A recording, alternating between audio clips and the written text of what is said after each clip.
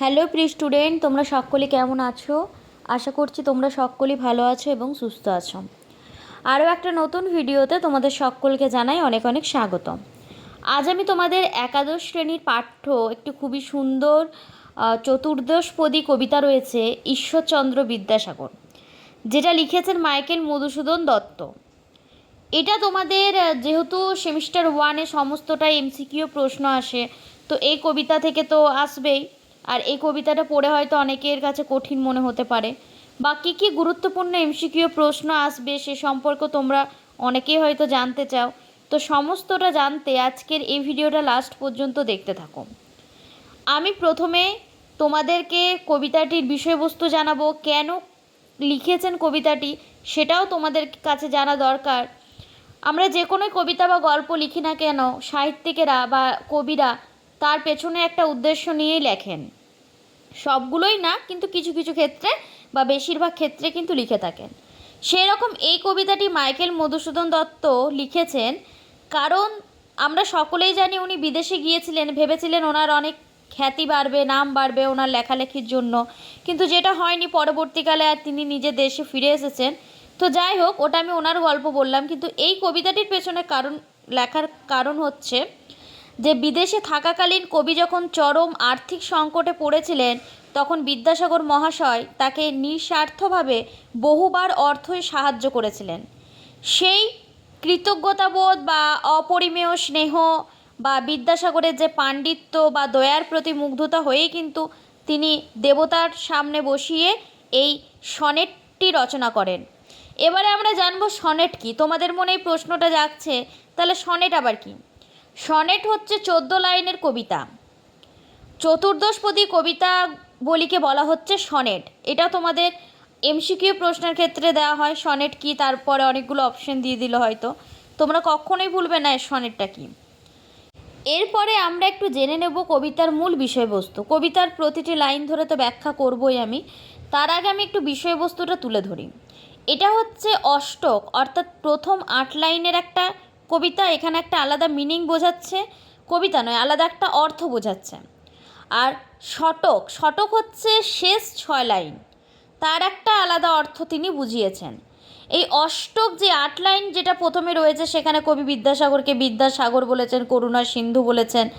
আর এই শতক যেখানে রয়েছে, সেখানে বিদ্যাসাগরকে একটি বিশাল মহিমান্বিত হিমালয় পর্বতের সাথে তুলনা করেছেন। আমরা যখন কবিতার লাইনগুলো পড়ব তখনই বুঝতে পারবো কবিতার মধ্যে কী কী রয়েছে। চলো আমরা শুরু করি কবিতাটি। তার আগে আমি জানাবো, আমার নতুন কোনো শিক্ষার্থী হয়ে থাকলে অবশ্যই চ্যানেলটিকে সাবস্ক্রাইব করে দেবে এরকমই নতুন নতুন ভিডিও পেতে। আর তোমাদের যদি কোনো সাহিত্যের ক্ষেত্রে অসুবিধা হয়ে থাকে, যে কোনো হোক না কেন, সেটা নাটক হোক, গল্প হোক, কবিতা হোক, যাই হোক না কেন, অবশ্যই কমেন্ট করে আমাকে জানাতে পারো। আমি কিন্তু তোমাদের সেই অনুযায়ী ভিডিও দেব। আমরা প্রথম লাইন পড়ব, তার আগে আমি তোমাদেরকে এই যে বিষয়বস্তুটা বললাম, শতক কী আর অষ্টক কী, এটা তোমরা কমেন্টে আমাকে লিখে একটু তোমাদের ভাষাতে বুঝিয়ে দেবে তো কি বুঝেছো তোমরা। চলো আমরা শুরু করি আমাদের প্রথম লাইন। বিদ্যাসাগর তুমি বিখ্যাত ভারতে। অর্থাৎ বিদ্যাসাগর এত বড় পণ্ডিত ছিলেন যে সারা ভারতবর্ষে তার বিদ্যার খ্যাতি ছড়িয়ে পড়েছিল, তাই তাকে বলা হচ্ছে বিদ্যাসাগর। তাহলে কাকে বিদ্যাসাগর বলা হচ্ছে? বিদ্যাসাগরকে বলা হচ্ছে, এটা কখনোই ভুলবে না। কে বলেছেন? মাইকেল মধুসূদন দত্ত ওনাকে সম্বোধন করে বলছেন। করুণা সিন্ধু তুমি সেই জানে মনে, অর্থাৎ তিনি শুধু জ্ঞানী ছিলেন না, খুব দয়ালু ও মানবপ্রেমীও ছিলেন।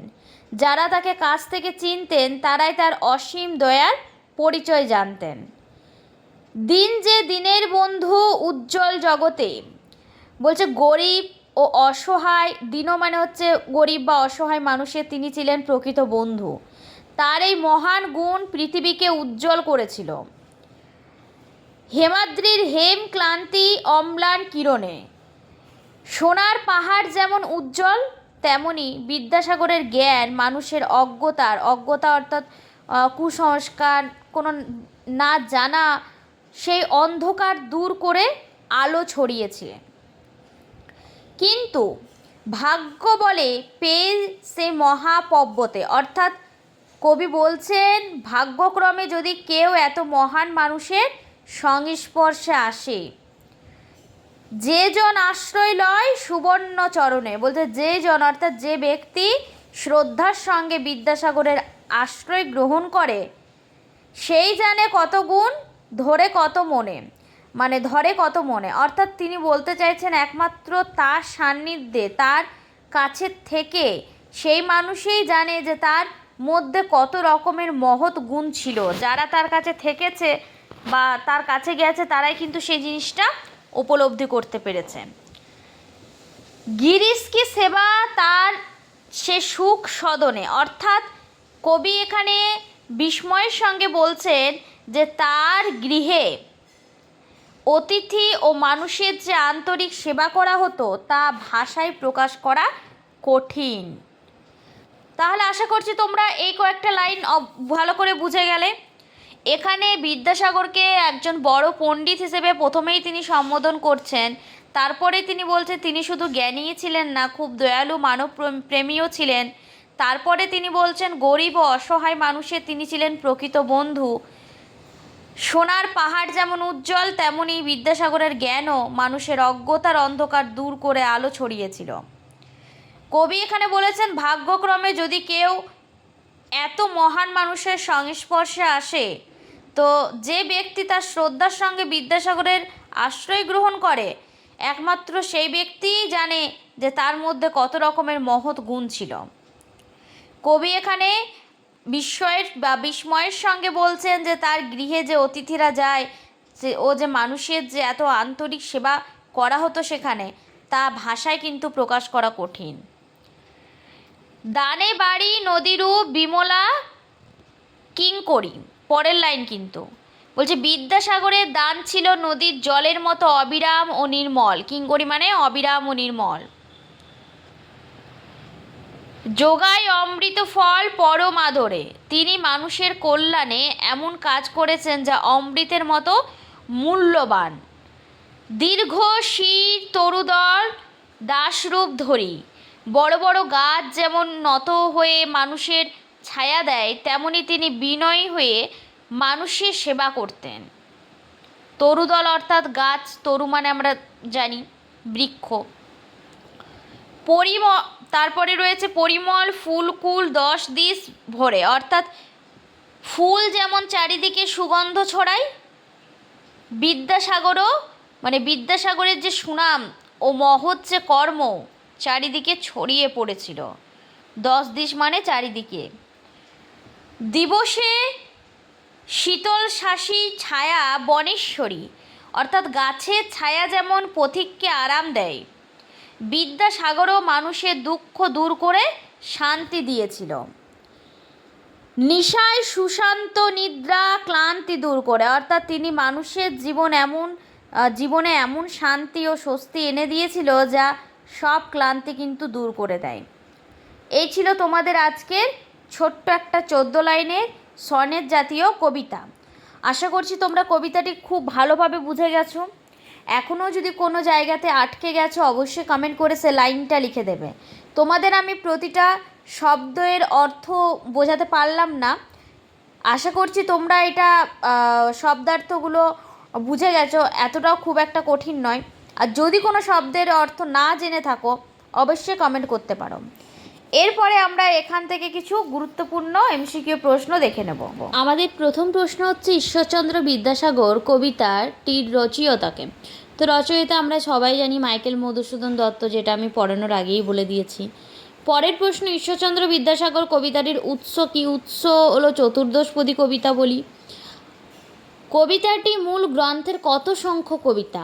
মূল যে গ্রন্থ থেকে এই কবিতাটি নেওয়া হয়েছে সেটা হচ্ছে 86 সংখ্যক কবিতা।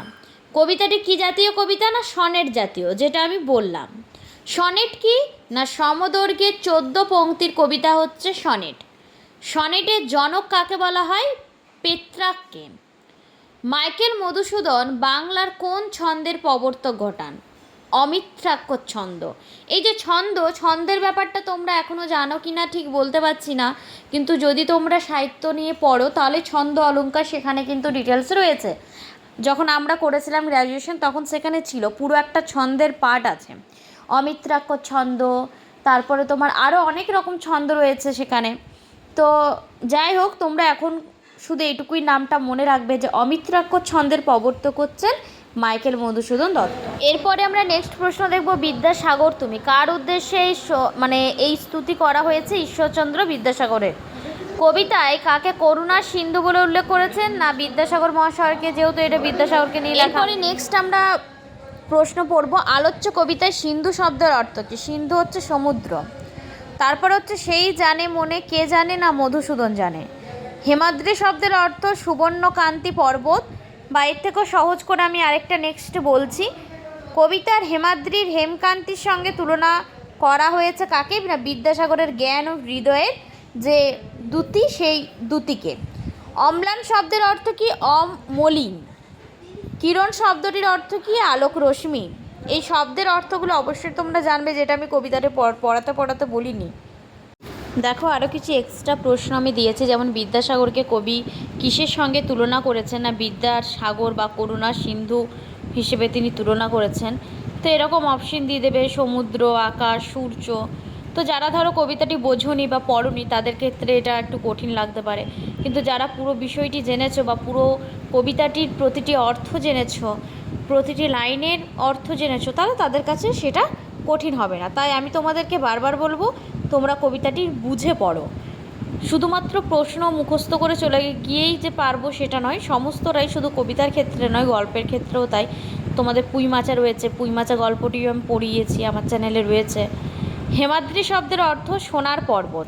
আমি একটু আগে তোমাদেরকে বলেছিলাম যে তোমাদেরকে আরও সহজ ভাষায় বুঝিয়ে দেব, তাই হেমাদ্রি মানে তোমরা মনে রাখবে সোনার পর্বত। এরপরে আমাদের নেক্সট প্রশ্ন হচ্ছে, দানে বাড়ি নদী রূপ, এখানে কি বোঝানো হয়েছে? অর্থাৎ অবিরাম দানশীলতা, অর্থাৎ তিনি অতিরিক্ত দানী। অবিরাম দানশীলতা, যদি এই অপশানটা তোমরা দেখেই বুঝতে পারছো যেটা কি হতে চলেছে বা কি হবে। আমাদের নেক্সট প্রশ্ন হচ্ছে, আচ্ছা আজ কিছু আর নেক্সট দিনই। তো আজকের ভিডিওটা যদি ভালো লেগে থাকে অবশ্যই কমেন্ট করে জানাবে, আর চ্যানেলটিকে সাবস্ক্রাইব করে দেবে। আশা করছি তোমাদের ভিডিওটি ভালো লেগেছে। তোমরা ভালো থাকবে, সুস্থ থাকবে। আমি তোমাদের জন্য অতি শীঘ্রই এইরকমই একটা নেক্সট ভিডিও নিয়ে আসবো। আর তোমরা আমাকে কমেন্টে জানাতে ভুলবে না যে তোমাদের কীরকম ভিডিও চাই। আজকের ভিডিওটা এই পর্যন্তই থাকলো।